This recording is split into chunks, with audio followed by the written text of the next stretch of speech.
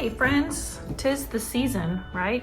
Does it feel like Christmas is starting really early this year? Usually I get pretty into like the Halloween season and Thanksgiving, but since we're being encouraged to shop so early because of the post office issues, I feel like we're going right to Christmas, even though it's still barely October. Today, I'm gonna show you how to make this quilted Christmas stocking. I think it's so sweet. It's lined. It's a little bit minimalistic. It doesn't have the cuff or any fancy appliques, but I think it's just really sweet. And even if you're a beginner, even if you've never quilted before, I will make this totally beginner friendly so you can totally do it, I promise. Also, if you come back in a few days, I'm gonna have another video for this cute stocking name tag. It's so cute. My stockings, I made them years ago and none of them have our names on them. So I put my daughters on this one. So I think I need to make 4 more. So now we'll all have stocking tags. These could also be gift tags too, reusable gift tags. But anyway, that'll be next week's tutorial. Today I'm going to show you how to make a simple quilted stocking. Before you start, you're going to need to go to my pattern shop and get the stocking pattern pieces. Don't worry, it looks weird now, but I will show you how to connect them. And it will include the printable version of this tutorial. So you'll have the step-by-step written instructions with photos. So you can make more stockings over the years. Let's see what else. Oh, be sure and subscribe so you don't miss new tutorials like this one coming next week. And definitely try to show me if you make a Christmas stocking because I love to see. You can tag me on Instagram at pincutsew. Or you can go to my blog, pincutsewstudio.com, and shoot me an email there. And also while you're there, you can subscribe to my mailing list because I send all kinds of cool sewing inspiration out to my email subscribers. But also on my blog, I post lots of free and interesting sewing content, plus new patterns that you can purchase from my shop. So I think that's everything. Let's get started. Okay, besides your pattern, which I will link to in the description, you're going to need some cotton fabrics. I found this really cool new Christmas print at Joann's. I think it's so fun. So this is going to be the outside of my stocking, and then this matches it. This will be the lining. So you can use, plaids work really well for this kind of quilting because you can easily follow the quilting lines or the natural lines in the pattern. But you can use any Christmas fabric really. And there's so many great ones, so many. Every single year I get hung up on, look at these cute ones I just bought. Isn't that so cute? And then the Christmas dogs. I don't have plans for these. I just can't not buy them. Okay, you're also going to need some cotton quilt batting. I'm really hoping I have enough. I have these 2 scraps, but I might need to go get more. Cotton quilt batting, you're going to need for the quilting part, a walking foot for your sewing machine. If you don't already have one, I will link to a universal one. My machine, a FAF, comes with one. It's built in. Some Berninas have them built in, but if you have a basic sewing machine, you're definitely gonna need a walking foot. This helps the fabric not bunch up. You've probably seen me talk about this in so many videos now. Let's see what else. You're gonna need some kind of very sturdy ribbon or trim. This I harvested. It's like a drawstring. This is what I used for this one. It was a drawstring from a linen skirt that I thrifted, and I got rid of, or I cut up the skirt for fabric, but I kept the drawstring. So grosgrain ribbon works well. Just don't use anything that you feel like is too flimsy or weak because these are gonna get hung and hopefully it'll last for plenty of years. Otherwise, that's all. If you want to use a contrasting thread, see on here I use like this strawberry red color, so that made it kind of fun. But otherwise, just use whatever thread color matches. I think that's everything. So first thing we need to do is cut out our pattern pieces. It's pretty straightforward connecting them together. Probably should use a smaller rotary cutter, but now I'm committed, so I'm just gonna finish. Okay, this is the toe.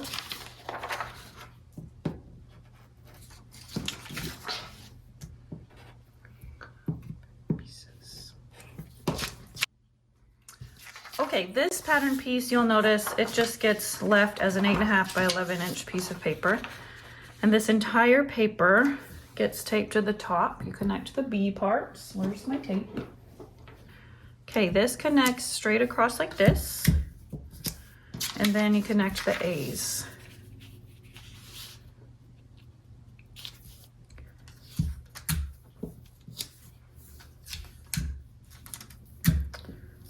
All right, so here's my finished pattern. First step, you're gonna fold your fabric in half, wrong sides together, and place your pattern piece. Make sure you don't have upside down Christmas trees. Since my fabric has kind of a stripe, I wanna make sure I'm lining the lines up so I don't get anything crooked. So selvage to selvage. I'm going to place my pattern. Let's see, I'm gonna put a pink Christmas tree right here in the middle because I think that's cute. The grain line goes along with your selvage.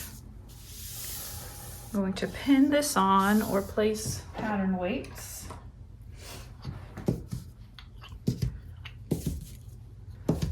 Now, I'm not going to cut all the way around my lines. Right now, I'm just gonna roughly cut it out about an inch away from the pattern piece because we're gonna quilt it and then we're gonna cut it out. When you sew quilting lines, the fabric can get kind of distorted and it also becomes smaller. So we don't wanna cut it to size just yet.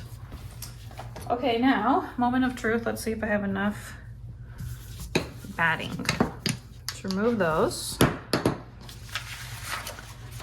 Now I'm going to take one of my stocking pieces. So your stockings should mirror each other. They should go, the toes should go opposite directions. Let's see if I can squeeze this onto my batting piece. Eek, just barely. Okay. Now I'm going to trim around this. Okay, and I'm ready to sew my quilting lines. You can get very creative with this step. You can sew whatever kind of quilting lines you want. I really like how a diagonal grid looks.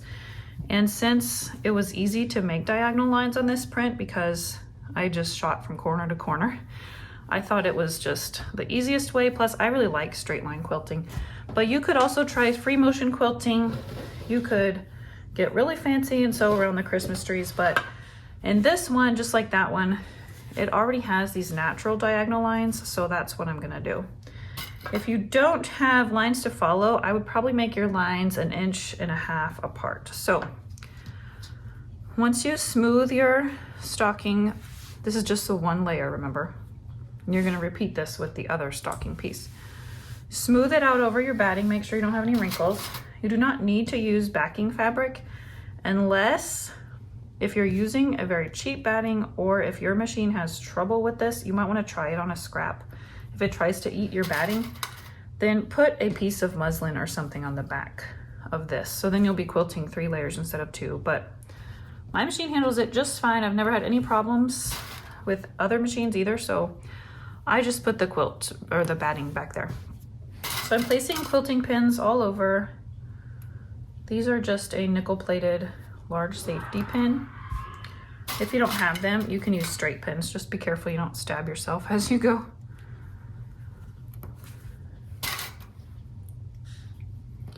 You want them every 4 inches or so, but just put them at random. Now, I'm just gonna go follow my diagonal lines, but if you need to mark lines, you can do that with a marking tool, but I like to use masking tape. I just ran out, or else I would show you, but I just have like either painter's tape or masking tape, something that peels off easily. Washi tape is fine. Then you can just mark your first line, mark one in the center, and then you can just use either a seam guide on your sewing machine, or you might have seen me in some of my other tutorials, I tape a chopstick to the side of my sewing machine. So I just run the chopstick along the previous line, and then I have evenly spaced lines. But you could also mark each line if you wanted to. Okay, so I'm gonna start with a central line, and I'm just gonna start my diagonal grid. And then I'll move outwards, and then I'll turn it. I'll remove pins as I go, and then I'll turn it and I'll go the other way until it's fully quilted. Okay, I quilted my diagonal grid with my walking foot. Make sure you're using your walking foot, removing pins as you go. When you turn and go the other way, you don't need any pins because it's already held in place with your stitching. But I just realized there's also a natural straight line here, so I'm gonna quilt those lines also. I think that will look even better. Okay, look how nice that looks. This is one of those fabrics that kind of tells you how it wants to be quilted. So this is the front of my stocking. I'm gonna go do the same exact thing with the back. Okay, I have quilted both of my stocking front backs. Again, they should be mirrored from each other. Okay, now I can go ahead and put my pattern piece here. I'm gonna cut them one at a time because I wanna make sure that I get my pattern straight and then I have no like crooked lines at the top. So I'm just going to place it, hold it down with my pattern weights, and cut around it.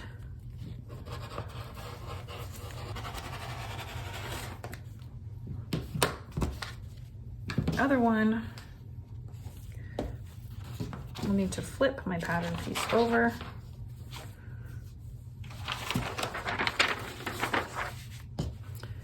Same song. Okay, I want to make sure my lines kind of line up with each other. On the side seams, probably doesn't matter that much, but it matters to me for some reason.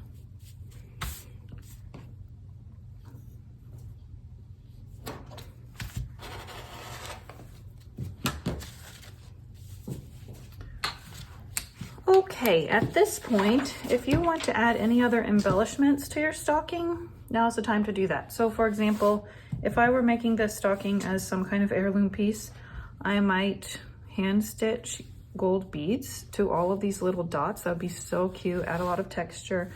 You might want to embroider on it. You might want to applique on yours. Whatever the case, now's the time to do that. I'm just making this for sample purposes, so I'm not going to spend time doing that. Make sure if you do, like if I were gonna sew on hand sew beads, I'd wanna make sure I kept them out of my seam allowance. So 1/2 inch from my edge is the only thing to remember. Okay, then you're gonna place them right sides together, pin or clip them. And we're gonna go sew around the edges, leaving the top open in a 3/8 of an inch seam. Okay, I'm just gonna go stitch all the way around this, leave the top open. Okay, my stocking is all sewn together. Now I'm going to trim the seam at the heel and the toe. And I'm going to clip, this is just a tiny curve right here, but this inner curve here, you need to clip it. Don't clip through your stitches. Several small clips. So when you turn it right side out, it's nice and smooth and it's not pulling. And then I'm just going to trim a little bit away at this toe part. This will reduce bulk when you turn it right side out.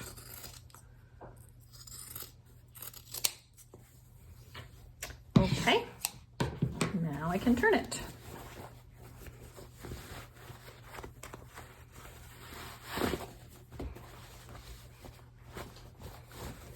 Ooh, it's really pretty. Okay, I'm gonna get my hand in there and get all the edges out nice and neat and go press it really well with steam. Okay, before we move on to the lining, we need to sew a hanger hook. So let me go find some ribbon. Okay, I think this piece of trim is cool. So I'm gonna cut 6 inches of it. Going to loop it over, and then I'm going to pin it to my stocking. I'm going to open up this seam like so. I'm going to go stitch across this. I wonder if I should do it this way. Yes. I'm going to just go stitch this on. Okay, my loop is attached. Now I can set this aside. When you're sewing the loop on and later when we sew the top edge to the lining, it's helpful to take that arm, the removable arm piece off of your machine, and it fits right over your sewing machine arm so it can go around smoothly. Okay, now we're going to cut out our lining. Here's mine. I'm gonna go iron it. Make sure my stripes end up straight. Again, the grain line goes with the selvage of your fabric. You might be tempted, because I would prefer the stripes go this way, but the fabric has more stretch in this direction, and that makes it easier to sew this top edge. Whereas if you cut it this way, it's very rigid. So if your cutting is slightly off or anything, or if your seam allowances are slightly off, then it might be harder to get it to fit without tucks. So you listen to the grain line recommendations. Okay, so you're gonna cut two, same as before. They will be mirror opposites of each other.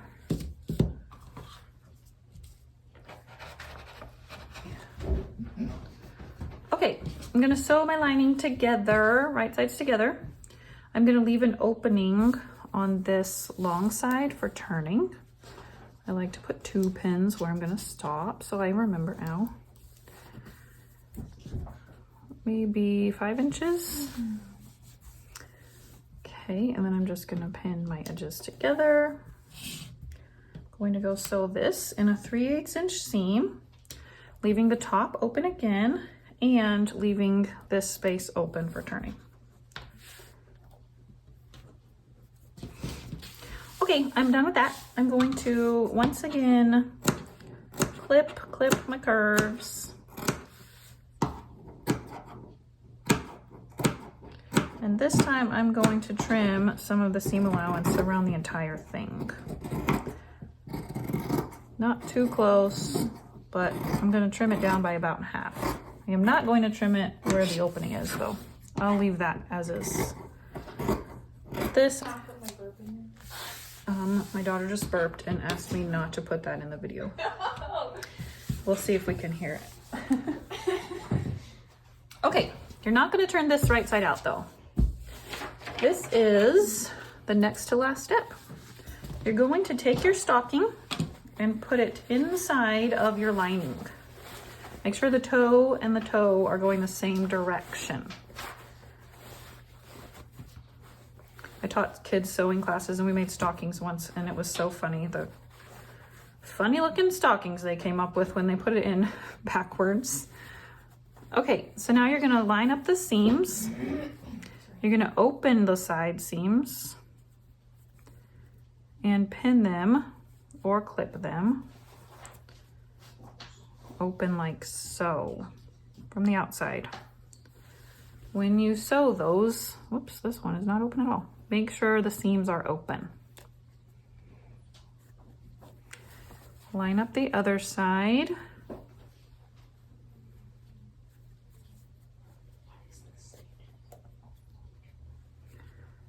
And then your edges should line neatly up with each other. I'm gonna go sew this in a 1/2 inch seam this time. All the way around. Okay, my top seam is sewn. Now we're gonna use this opening we left and pull the entire stocking out. Then turn the lining right side out with it. Okay, I'm going to sort of finger press my opening closed as if I had sewn it. And I'm gonna go edge stitch this opening shut. Okay, one final step. So now it's time to, oh, here's my edge stitching. See, it totally disappears. Plus it's on the inside of your stocking, but if you want to hand sew that so it's invisible, you go right ahead. So put your lining inside of the stocking.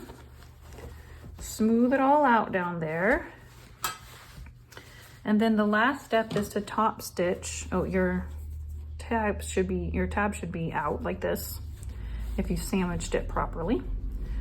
So we want to get this top edge nice and flat. I'm going to go press it really well so that it's flat. Oh gosh. Okay. I'm going to pin vertical pins, not right at the top, but I want this all to lay smoothly and not get bunched up like this. So I'm placing pins kind of an inch down, and I'm gonna place a lot. When I pressed it from the inside too, to get the lining nice and flat.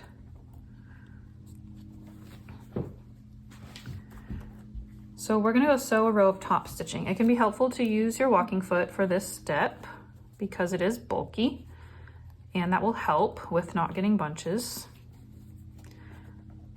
And then just go slow over these thicker parts. Might want to turn your hand wheel if your machine is having trouble.